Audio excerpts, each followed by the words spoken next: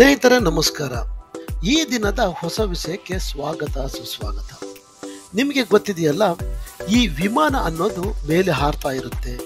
ಈ ವಿಮಾನ ಮೇಲೆ ಹಾರಬೇಕು ಅಂತ ಹೇಳಿದ್ರೆ ಹಾರಿಸೋದಕ್ಕೆ ಅಂತಾನೆ ಒಬ್ರು ಇರಲೇಬೇಕಲ್ಲ, ಅವರಿಗೆ ನಾವು ಹೇಳೋದು ಪೈಲಟ್ ಅಂತ. ಕರೆಕ್ಟ್. ಆದರೆ ಇದು ಸಾಮಾನ್ಯವಾದ ಕೆಲಸ ಅಂತೂ ಅಲ್ವೇ ಅಲ್ಲ. ಈ ವಿಮಾನವನ್ನು ಮೇಲೆ ಹಾರಿಸಬೇಕು ಅಂತ ಹೇಳಿದ್ರೆ ಸಾಕಷ್ಟು ಪರಿಶ್ರಮ ಮತ್ತು ಅದಕ್ಕೆ ಆದಂತಹ ತಯಾರಿ ಬೇಕಾಗುತ್ತೆ ಅನ್ನೋದ್ರಲ್ಲಿ ಎರಡು ಮಾತಿಲ್ಲ.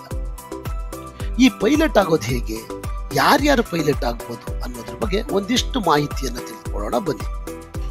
ಇದ್ರ ಬಗ್ಗೆ ನನಗೆ ತಿಳಿದಿರೋ ಹಾಗೆ ಮಾಹಿತಿ ಕೊಡ್ತಾ ಹೋಗ್ತೀನಿ. ನಿಮ್ಗೆ ಏನಾದರೂ ಇಷ್ಟ ಆದರೆ ಲೈಕ್ ಮಾಡಿ, ಕಾಮೆಂಟ್ ಮಾಡಿ. ನೋಡಿ, ಯಾರೊಬ್ಬರಾದ್ರೂ ವಿಮಾನವನ್ನು ಓಡಿಸಬೇಕು ಅಂತ ಹೇಳಿದ್ರೆ ಇಲ್ಲಿ ಅದಕ್ಕೆ ಸಂಬಂಧಪಟ್ಟಂತಹ ಲೈಸೆನ್ಸ್ ಪಡಿಬೇಕಾಗುತ್ತೆ. ಈ ಲೈಸೆನ್ಸ್ಗಳಲ್ಲಿ ಹಲವು ಪ್ರಕಾರಗಳಿರ್ತವೆ. ಉದಾಹರಣೆಗೆ PPL, CPL ಮತ್ತೆ ATPL. ಈ PPL ಅಂದ್ರೆ ಪ್ರೈವೇಟ್ ಪೈಲಟ್ ಲೈಸೆನ್ಸ್ ಅಂತ ಹೇಳಲಾಗುತ್ತೆ. ಕನ್ನಡದಲ್ಲಿ ಇದನ್ನ ಖಾಸಗಿ ಪೈಲಟ್ ಪರವಾನಗಿ ಅಂತ ಕೂಡ ಕರೀಬಹುದು. ಖಾಸಗಿ ಪೈಲಟ್ ಪರವಾನಗಿಯನ್ನ ಮೊದಲ ಹಂತ ಅಂತ ಪರಿಗಣಿಸಲಾಗುತ್ತೆ. ಇದರಲ್ಲಿ ಅಭ್ಯರ್ಥಿಗಳಿಗೆ ಚಿಕ್ಕದಾದ ಹಾಗೂ ಸಿಂಗಲ್ ಎಂಜಿನ್ ವಿಮಾನಗಳನ್ನು ಹಾರಿಸಲು ಕಲಿಸಲಾಗುತ್ತೆ. DGCA ಪ್ರಕಾರ ಇದು ಕನಿಷ್ಠ 40 ಗಂಟೆಗಳ ಹಾರಾಟ, ಹವಾಮಾನ ಮತ್ತು ಸಂಚರಣ ಅಧ್ಯಯನಗಳನ್ನು ಒಳಗೊಂಡಿರುತ್ತೆ. PPL ಪಡೆಯಲು ಕನಿಷ್ಠ 6 ರಿಂದ 12 ತಿಂಗಳುಗಳು ಬೇಕಾಗುತ್ತೆ ಅಂತ ಹೇಳಲಾಗಿದೆ. PPL ಅಂದ್ರೆ it's a certification that permits individual to operate an aircraft for personal use after completing the required flying hours of training and examination. ಅಂದ್ರೆ ಅಗತ್ಯವಿರುವ ಹಾರುವ ಸಮಯದ ತರಬೇತಿ ಮತ್ತು ಪರೀಕ್ಷೆಯನ್ನು ಪೂರ್ಣಗೊಳಿಸಿದ ನಂತರ ವ್ಯಕ್ತಿಗಳು ವೈಯಕ್ತಿಕವಾಗಿ ಬಳಸುವಂತಹ ವಿಮಾನವನ್ನು ನಿರ್ವಹಿಸಲು ಕೊಡುವಂತಹ ಅನುಮತಿ ಅಂತ ಹೇಳಲಾಗಿದೆ.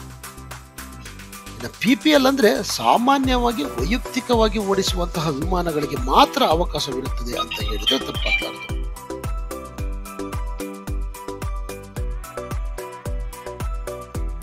ಇನ್ನ CPL ಅಂದ್ರೆ ಕಮರ್ಷಿಯಲ್ ಪೈಲಟ್ ಲೈಸೆನ್ಸ್ ಅಂತ ಹೇಳಲಾಗುತ್ತೆ. It means this license allows the holder to fly an aircraft for commercial purpose. ಅಂದ್ರೆ ಈ ಪರವಾನಗಿ ಹೊಂದಿರುವಂತಹವರು ವಾಣಿಜ್ಯ ಉದ್ದೇಶಗಳಿಗಾಗಿ ವಿಮಾನಗಳನ್ನು ಹಾರಿಸಬಹುದು. ಯಾವುದೇ ಪೈಲಟ್ ವಾಣಿಜ್ಯ ಪರವಾನಗಿ ಪಡೆಯುವ ಮೂಲಕ ಪ್ರಯಾಣಿಕ ವಿಮಾನಗಳನ್ನ ಹಾರಿಸಬಹುದು. ಆದರೆ ಈ ಪ್ರಯಾಣವು ಅತ್ಯಂತ ಕಷ್ಟಕರವಾಗಿರುತ್ತೆ. ವಾಣಿಜ್ಯ ಪೈಲಟ್ ಪರವಾನಗಿಗಾಗಿ ಅಭ್ಯರ್ಥಿಯು ಸುಮಾರು 200 ಗಂಟೆಗಳ ಹಾರಾಟದ ಅನುಭವವನ್ನು ಹೊಂದಿರಬೇಕು. ಇದರಲ್ಲಿ ಬಹು ಇಂಜಿನ್ ವಿಮಾನ ತರಬೇತಿ, ರಾತ್ರಿ ಹಾರಾಟ ಮತ್ತೆ ಉಪಕರಣಗಳ ರೇಟಿಂಗ್ ಅನುಭವ ಕೂಡ ಸೇರಿರ್ತವೆ. ಈ ಪರವಾನಗಿಯನ್ನ ಪಡೆಯಲು 2 ರಿಂದ 3 ವರ್ಷಗಳು ಬೇಕಾಗುತ್ತೆ. ಪರವಾನಗಿಗಾಗಿ DGCA ನಡೆಸುವಂತಹ ಲಿಖಿತ, ಮೌಖಿಕ ಮತ್ತೆ ಹಾರಾಟ ಪರೀಕ್ಷೆಗಳಲ್ಲಿ ಉತ್ತೀರ್ಣರಾಗಿರಬೇಕು ಅಂತ ಹೇಳಲಾಗಿದೆ. ಇನ್ನ ATPL ಅಂದ್ರೆ ಏರ್ಲೈನ್ ಟ್ರಾನ್ಸ್ಪೋರ್ಟ್ ಪೈಲಟ್ ಲೈಸೆನ್ಸ್ ಅಂತ ಹೇಳಲಾಗುತ್ತೆ. ಕನ್ನಡದಲ್ಲಿ ಇದನ್ನ ವಿಮಾನ ಸಾರಿಗೆ ಪೈಲಟ್ ಪರವಾನಗಿ ಅಂತ ಕೂಡ ಹೇಳಬಹುದು. It's the highest level of pilot certification and is required for pilots who wants to be captain of the commercial airlines. ಇದು ಅತ್ಯುನ್ನತ ಮಟ್ಟದ ಪೈಲಟ್ ಲೈಸೆನ್ಸ್ ಆಗಿರುತ್ತೆ. ಈ ಲೈಸೆನ್ಸ್ ಪಡೆದಿದ್ರೆ ವಾಣಿಜ್ಯ ವಿಮಾನಯಾನ ಸಂಸ್ಥೆಗಳ ಕ್ಯಾಪ್ಟನ್ಗಳಾಗಿ ಕಾರ್ಯನಿರ್ವಹಿಸಬಹುದು. ವಿಮಾನ ಸಾರಿಗೆ ಪೈಲಟ್ ದೀರ್ಘ, ಕಷ್ಟಕರ ಮತ್ತು ಜವಾಬ್ದಾರಿಯುತ ಪ್ರಕ್ರಿಯೆ. ಇದು ಶಿಕ್ಷಣ, ತರಬೇತಿ ಮತ್ತೆ ಅನುಭವ ಹೀಗೆ ಹಲವಾರು ಹಂತಗಳನ್ನು ಒಳಗೊಂಡಿರುತ್ತೆ. ಭಾರತೀಯ ನಾಗರಿಕ ವಿಮಾನಯಾನ ನಿರ್ದೇಶನಾಲಯ, directorate general of civil aviation ಅಂದ್ರೆ DGCA ಮತ್ತೆ ಅಂತಾರಾಷ್ಟ್ರೀಯ ನಾಗರಿಕ ವಿಮಾನಯಾನ international civil aviation organisation ICAO ಮಾರ್ಗಸೂಚಿಗಳ ಪ್ರಕಾರ ಈ ಪ್ರಕ್ರಿಯೆಯು ಹಲವಾರು ಹಂತಗಳಲ್ಲಿ ಪೂರ್ಣಗೊಳ್ಳುತ್ತೆ. ಆದರೆ ಯಾವುದೇ ಅಭ್ಯರ್ಥಿಯು ಪೈಲಟ್ ಆಗಬೇಕು ಅಂತ ಹೇಳಿದ್ರೆ ಈ 3 ಅರ್ಹತಾ ಮಾನದಂಡಗಳನ್ನು ಹೊಂದಿರಲೇಬೇಕು. ATPL ವಿಭಾಗದಲ್ಲಿ ಏರ್ಲೈನ್ಸ್ ಟ್ರಾನ್ಸ್ಪೋರ್ಟ್ ಪೈಲಟ್ ಪರವಾನಗಿಯನ್ನ ಅತ್ಯುತ್ತಮ ಪರವಾನಗಿ ಅಂತ ಪರಿಗಣಿಸಲಾಗುತ್ತೆ. ಇದನ್ನು ಪಡೆದ ನಂತರ ದೊಡ್ಡ ವಿಮಾನಗಳ ಕ್ಯಾಪ್ಟನ್ ಆಗಬಹುದು. ಇದಕ್ಕಾಗಿ ಸುಮಾರು 1500 ಗಂಟೆಗಳ ಹಾರಾಟ ಮತ್ತು ಮಲ್ಟಿ ಕ್ರೂ ಸಹಕಾರ ಅಂದ್ರೆ MCC ಕೋರ್ಸ್ ಕೂಡ ಅಗತ್ಯವಿರುತ್ತೆ. ATPL ಪಡೆಯಲು ಸುಮಾರು 8 ರಿಂದ 12 ವರ್ಷಗಳಾಗಬಹುದು.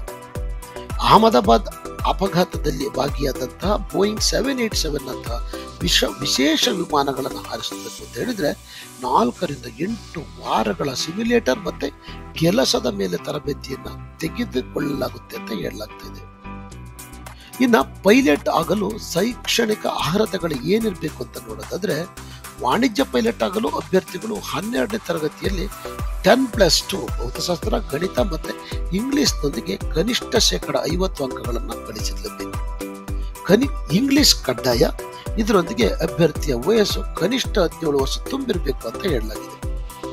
ಇನ್ನು ಫಿಟ್ನೆಸ್ ಬಗ್ಗೆ ನೋಡೋದಾದ್ರೆ, ಪೈಲಟ್ ತರಬೇತಿಯನ್ನು ಪ್ರಾರಂಭಿಸುವ ಮೊದಲು ಅಭ್ಯರ್ಥಿಗಳು ದೃಷ್ಟಿ, ಶ್ರವಣ ಸಾಮರ್ಥ್ಯ, ಹೃದಯದ ಆರೋಗ್ಯ ಮತ್ತೆ ಮಾನಸಿಕ ಸ್ಥಿರತೆಯನ್ನು ಪರೀಕ್ಷಿಸಬೇಕಾಗುತ್ತೆ. DGCA ಅನುಮೋದಿತ ಎ ವರ್ಗದ ವೈದ್ಯಕೀಯ ಪ್ರಮಾಣ ಪತ್ರವನ್ನು ನೀಡಬೇಕಾಗಿರುತ್ತೆ. ಈ ಪರೀಕ್ಷೆಯನ್ನ ಪ್ರತಿ 6 ರಿಂದ 12 ತಿಂಗಳಿಗೊಮ್ಮೆ ಪುನರಾವರ್ತಿಸಲಾಗುತ್ತೆ. ಕಾಕ್ಪಿಟ್ ವಿನ್ಯಾಸದಿಂದಾಗಿ ಕೆಲವು ವಿಮಾನಯಾನ ಸಂಸ್ಥೆಗಳು ಕನಿಷ್ಠ ಎತ್ತರದ ಅಗತ್ಯವನ್ನು ಸುಮಾರು 5 ಅಡಿ 2 ಇಂಚುಗಳು ಹೊಂದಿರಲೇಬೇಕು ಅಂತ ಹೇಳಿವೆ. ವೆಚ್ಚಗಳು ಮತ್ತು ತರಬೇತಿ ಸಂಸ್ಥೆಗಳ ಬಗ್ಗೆ ನೋಡೋದಾದ್ರೆ, ಭಾರತದಲ್ಲಿ PPL ಮತ್ತು CPL ಪಡಲು ಸುಮಾರು 25 ರಿಂದ 50 ಲಕ್ಷ ರು ವೆಚ್ಚವಾಗಬಹುದು ಅಂತ ಹೇಳಲಾಗಿದೆ. ಇನ್ನು ವಿದೇಶಿ ಶಾಲೆಗಳಲ್ಲಿ ಇದನ್ನ ಸುಮಾರು 50 ಲಕ್ಷಗಳಿಂದ 1 ಕೋಟಿ ರೂಗಳವರೆಗೆ ಇರಬಹುದು ಅಂತ ಹೇಳಲಾಗಿದೆ. ಭಾರತದ ಪ್ರಮುಖ ವಿಮಾನ ತರಬೇತಿ ಶಾಲೆಗಳು ಅಂತ ಹೇಳಿದ್ರೆ, ರಾಯ್ಬೆರಿಯಲ್ಲಿರುವಂತಹ ಇಂದಿರಾ ಗಾಂಧಿ ರಾಷ್ಟ್ರೀಯ ಉಡಾನ್ ಅಕಾಡೆಮಿ ಮತ್ತು ಗೊಂಡಿಯಾದ ರಾಷ್ಟ್ರೀಯ ಹಾರುವ ತರಬೇತಿ ಸಂಸ್ಥೆ ಅಂತ ಹೇಳಲಾಗ್ತದೆ. ಸ್ನೇಹಿತರೆ, ಇದು ಇವತ್ತಿನ ವಿಶೇಷ. ನಿಮಗೆ ಇಷ್ಟ ಆದರೆ ಲೈಕ್ ಮಾಡಿ, ಕಮೆಂಟ್ ಮಾಡಿ. ಹಾಗೆ ಇನ್ನೊಂದು ಹೊಸ ವಿಷಯದೊಂದಿಗೆ ಮುಂದಿನ ಸಂಚಿಕೆಯಲ್ಲಿ ಭೇಟಿಯಾಗೋಣ. ಅಲ್ಲಿವರೆಗೂ ಟೇಕ್ ಕೇರ್, ಬಾಯ್.